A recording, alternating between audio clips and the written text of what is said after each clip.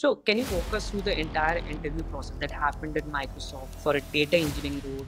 Like, how many rounds were there, and what is specifically tested when you got that offer before that? Like, I can understand that you are someone from a tier three background of the college, which helped you actually land the Microsoft. Yeah, so for me, actually, the three things which mattered most is the first thing is resume. For any data engineer, make sure that the five things are very important. So today I'm working as a data engineer, and I can say that nothing is impossible. Hi everyone.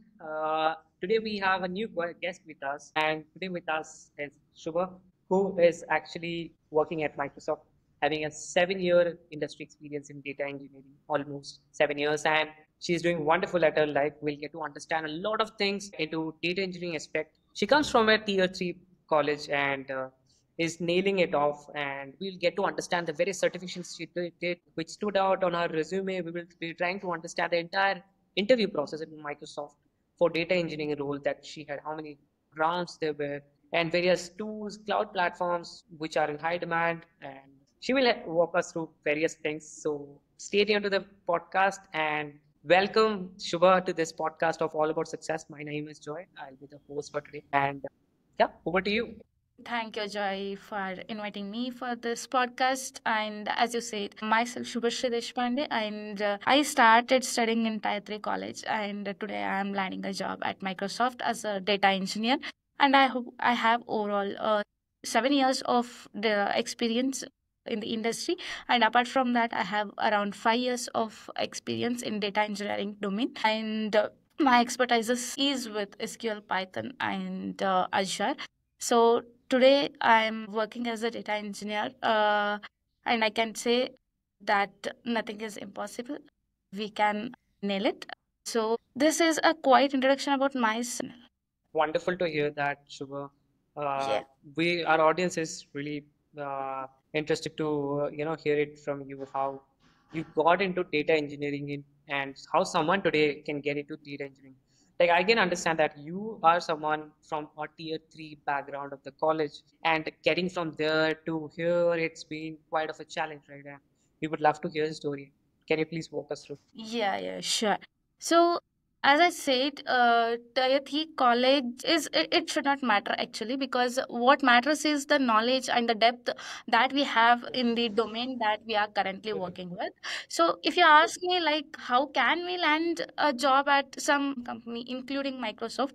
I would say only two words, that is, one is consistency and another one is hard work. So if you keep doing this too, then I'm sure that you can nail any of the interviews and you can land at your dream job. So if you ask me for the roadmap, then I can say, for any data engineer, make sure that the five things are very important. One is SQL, and the one is DSA, and third is PySpark, and fourth is any of the cloud knowledge, and fifth one is system design, that is with data modeling. So apart from your data engineering, what you do in your day-to-day life, apart from your roles and responsibilities at your work, it is very important to have a CQ and DSA on the other hand, because whatever you do as a part of data engineering, but apart from that, at every interview, these two rounds acts as a filter round, because out of 100, if they want to select any five of them, then these are the two rounds where they can filter most of the people. So if you want to follow any particular roadmap, then I say these five modules are very important for any of the data engineer. So whenever you start your preparation, take a good amount of 2 to 3 months. So go ahead with these five things, and make sure you will work hard and be consistent with your efforts. So this will make sure that you will land a job at any of the company product based good product based, including Microsoft. Okay, so how much DSA is needed? Because there has been a question around like by many people, and there has been an Yeah. expectation of the same that if DSA is too much of needed, or should we skip a bit of it? Yeah, I can understand.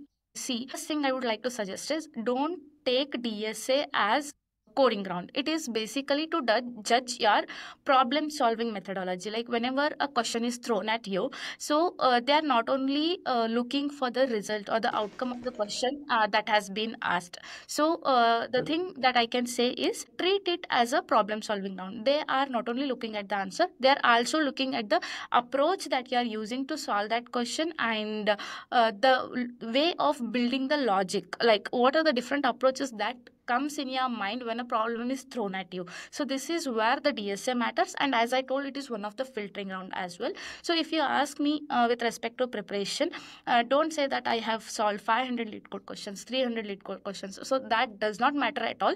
If you solve 100, make sure you will solve it in depth understanding, like what is the approach towards it, how you optimize it, and what is the complexity, what is the time complexity, what is the space complexity. Even though if you solve 100, make sure you solve it in this way so that DSA becomes much more easy for you. With respect to data engineering, I would like to say not much DSA is needed, but try to focus on arrays, strings, and linked list more.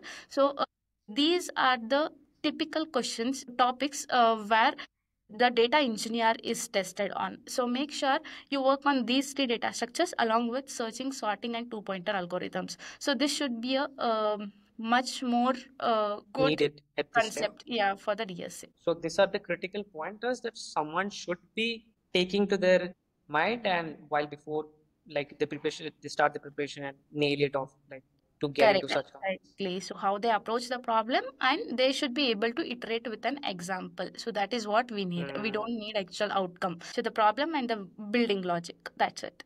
I think problem, action, and the result, how it comes, makes and how you also have experience in the past that matters a lot, isn't it? Exactly. So even though sometimes what happens, even though if you're good at approach and if you're good at conveying the things, if you're missing only something at the end, only just one little thing at the end, it should not become a problem if you're really good at problem solving. So that is what I'm concerned. Like result should matter, but if it is a little bit differing from the actual one, but the way you convey and the thinking style, Articulate it. yeah. So that is the main thing when it comes to DSA. Okay, understood. Completely. So they will be judged in what they do in the real time, and it should simulate those environments while they are at the interview. I think that Yeah, mostly matters. that. Okay. So can you help us about what skills or certifications or projects stood out on your resume while which helped you actually land the Microsoft? Yeah, so for me, actually, the three things which mattered most is the first thing is resume. Even though we don't say that the ATS score is not much important, but I say it is very, very important because Okay. when it comes to Mang or Fang companies, nobody is having that much time to evaluate your profile manually. So there is some system sitting behind who is evaluating your profile. So they have set a criteria over there, like 70%, 75%. So that is where the ATS score becomes more important. So before applying to any job, make sure your resume is ATS compliant. At least 75% of the ATS score should be there for your resume to make it stand out of all other applicants. And the next thing is make use of LinkedIn platform very well, because see, people will get to know more about you with the stories that you write, especially whatever it is, you learn something or you failed at something, you try to experiment, and what was the outcome of this, whether it is a failure or a learning or it was a success, whatever it is, try to post it on LinkedIn platform. So like this, people will get to know that apart from your professional work, you are also making sure that you are updating yourself on the regular basis. So many recruiters will see this also, especially from Microsoft, Google, Amazon. Especially from Microsoft, I got the opportunity in the same way. Based on my LinkedIn profile, I got a direct message from Microsoft HR.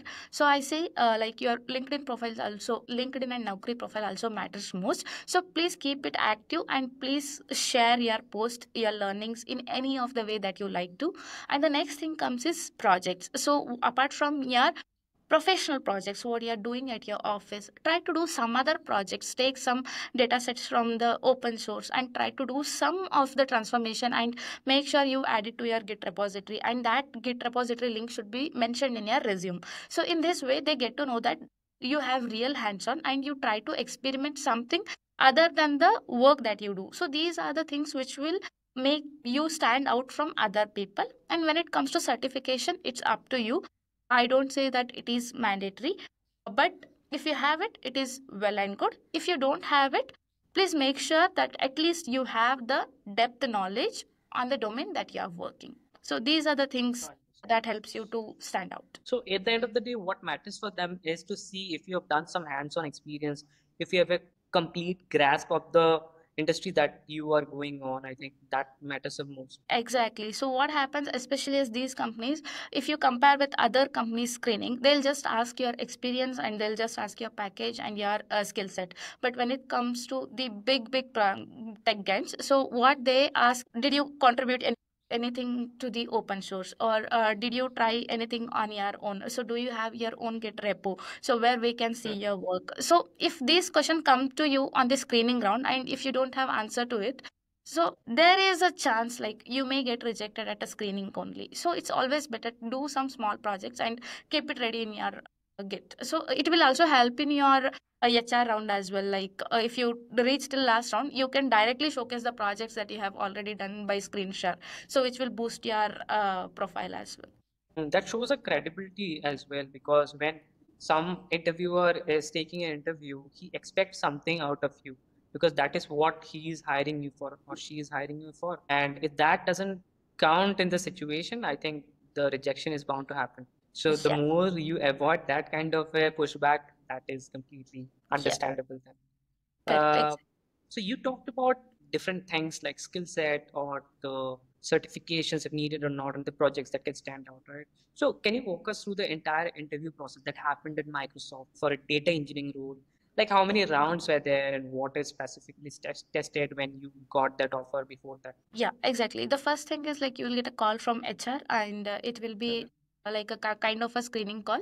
So they'll ask you Okay. more on your profile, your background, how much years of experience you have. So what are the skills that you have and you are exploring now, and what is your future interest, and like what as I said, like people will ask this like what is your contribution apart from the professional life, what you have done. So these kind of questions will come in screening. The next thing is online test. So they will send you a link and there will be one DSA question and one SQL question to the medium level, and you can go ahead with it, and there will be 1 hour time given, you can solve them. I think so like 1 hour is more than enough over here. So that is what I can say. And next thing is round 2. Here you have more on the PySpark and its optimizations, and a slide of live coding is also required where you will share your screen and then you will try to code based on the questions that was given to you.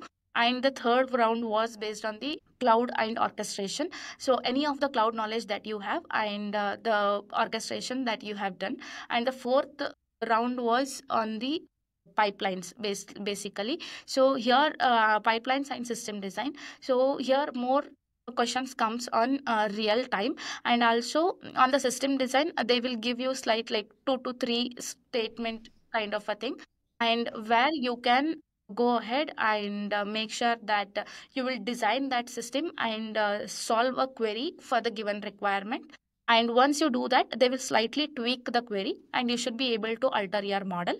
And the last round was based on your project and it was a kind of techno managerial. You have to explain your project, and based on that there will be some technical questions and some behavioral questions driven. So these were the 5 rounds for me for a data engineer. And here there is a note like this is for data engineer who is having 6 plus 4 years of experience, but these rounds may differ based on your experience and the seniority level you are going to be interviewed for. So, for you, which was the most critical as well as challenging round?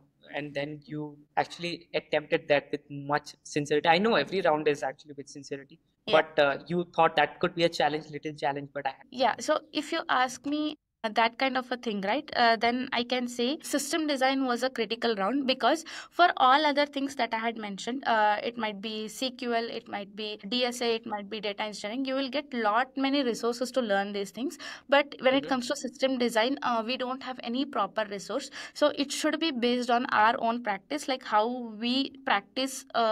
at the back end to design the system based on how we use it. So this was a challenging round, and it took me almost 2 months time to prepare properly for this, to design proper system and to design a proper data model, and I should be able to alter my data model according to the requirements. So I say practice system design, because there is no resource to learn this, and people can't teach this because it is the logic that you build. So it only comes from the practice. So this was the quite challenging round, I can say. So it depends on how we execute things on our own and how we design everything that comes into play at a later stage to show them of what we have done so far. So basically, yeah, that plays a role. Yeah. So that plays very important role, because what they expect is, when if you join the organization, if you join any of the organization, so the expectation is like how you understand the problem and how you design the architecture. Because especially if you are interviewing for any of the senior level, then the thing is they expect end to end from your side. So right from the designing of the architecture or pipeline to the execution. So this matters a lot. So I would highly recommend practice system designing based on the real time applications that you use. So maybe take any of the application, Amazon, Instagram, YouTube, whatever it is, write requirements on your own and try to build the system. So this is how it helps you to prepare. So, Shubhashri, just tell me one thing. Do you think that AI and tools like AutoML or LLMs will replace the traditional data engineering jobs in the next 5 years? Because AI is everywhere. Yeah. So, no.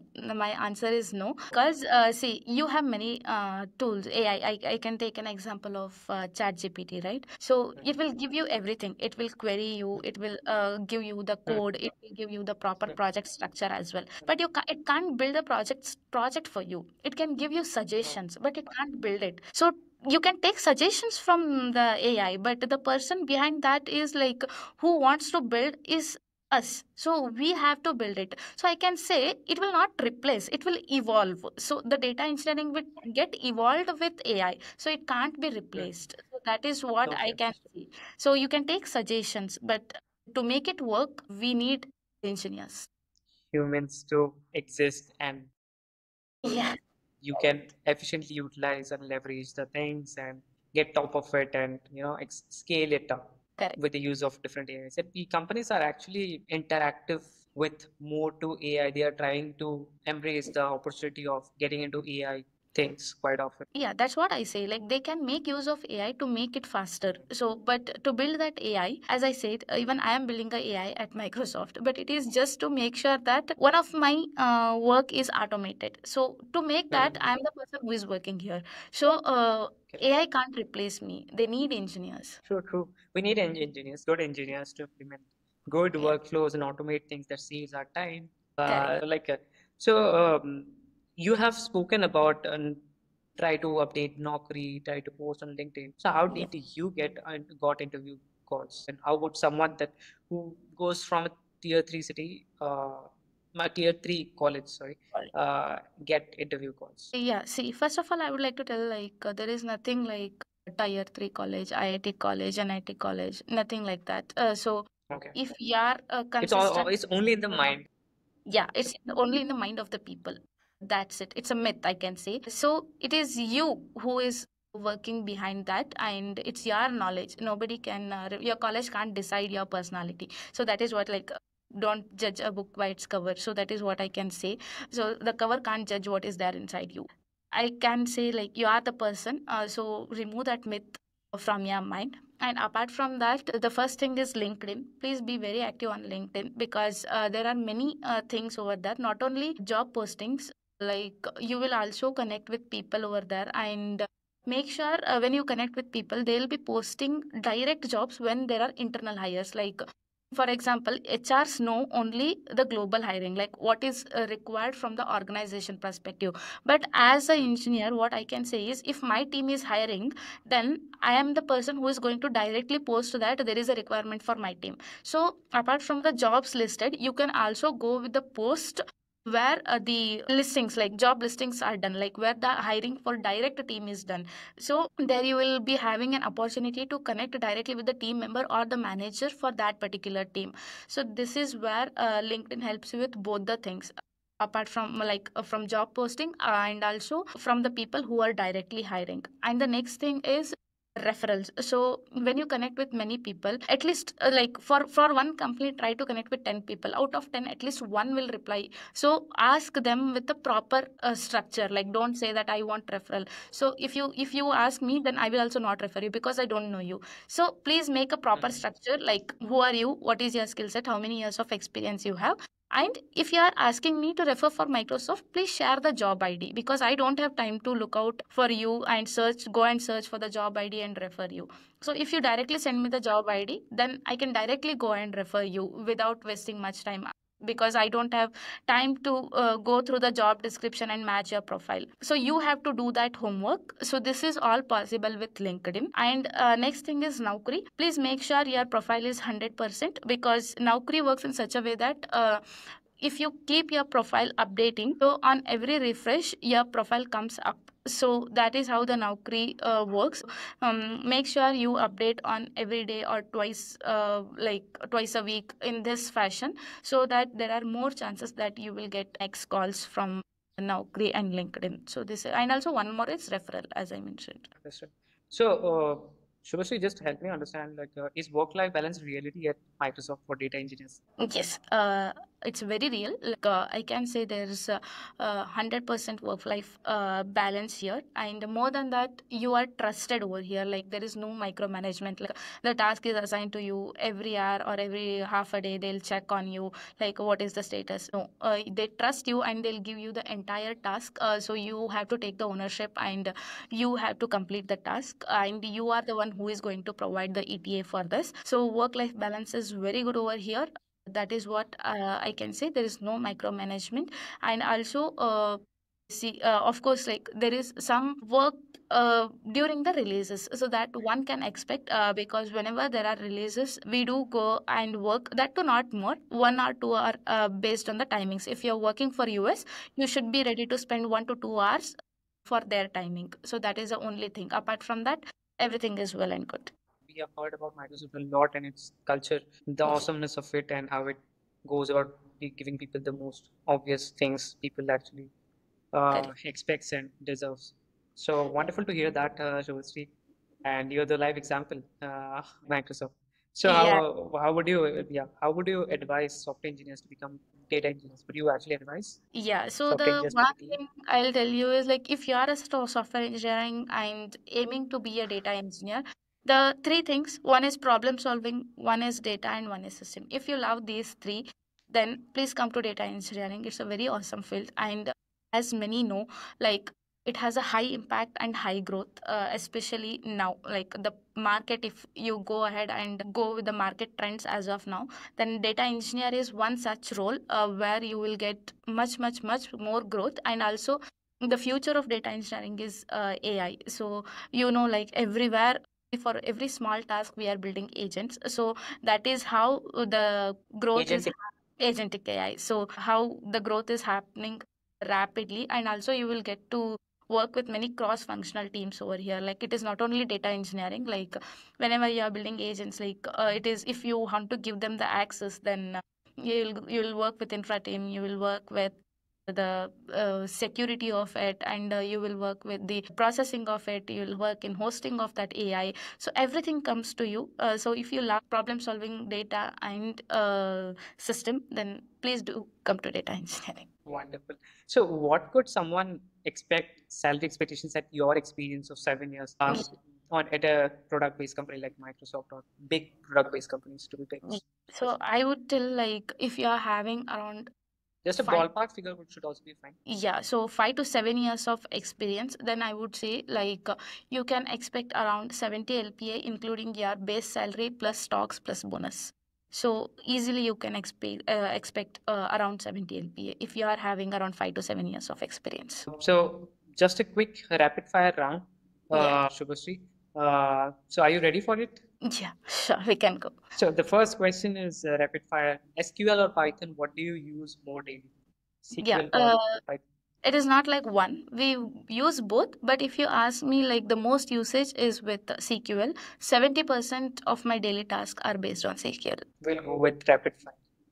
Yeah, Rapid. One underrated skill every data engineer should master. documentation, because future is Yeah. that your team will thank you. Okay. Biggest myth about Microsoft interviews. You don't have to be an IT and IIT. I am the proof. Certification worth it or overrated? Yeah, Or a it's mix of both? it's okay. LinkedIn or Naukri or both? Where did you get better job traction? LinkedIn is more when it comes to hands-on. Okay, so we are done with the rapid fire round, and we had got a lot of understanding from Subhasri. Just one last thing, Subhasri, if people want to connect with you and want to learn more from you, since you are also into teaching aspect of the things and giving knowledge, so where do they connect with you? Yeah, the first thing is LinkedIn. I will be sharing all my learnings and all my whatever small POCs that I do. Everything I'll be sharing on LinkedIn. Please do connect with me on LinkedIn. And apart from that, I am sharing the educational content over my own YouTube channel, that is Rapid Data Tracks with Shubha. So you can follow that channel to get more I will put insight. it in the description for you, for others, and it would be beneficial for them as well. Yeah, sure. Yeah, I can provide you the Sure. channel link. So, anyways, Joy will be mentioning it over the description. Please do subscribe and follow it for more data engineering content. Sure. The people who are watching this, the students, the freshers, experienced, please do follow her, and she will be able to help you more. Reach out to her on LinkedIn, and she'll be able to guide you more better way to share you more roadmap. And I hope this video was a great learning experience for everyone out there. Don't give up. Have faith in you, and you're the next big thing that you're going to shape, and you are the next one to shape someone else's career by guiding them. So it was nice conversation, Shubhasri, with you, and completely true privilege to connect with you. And thanks a lot for joining in this session. Yeah, thank you so much, Joy. Thanks so much for inviting me. Thank you.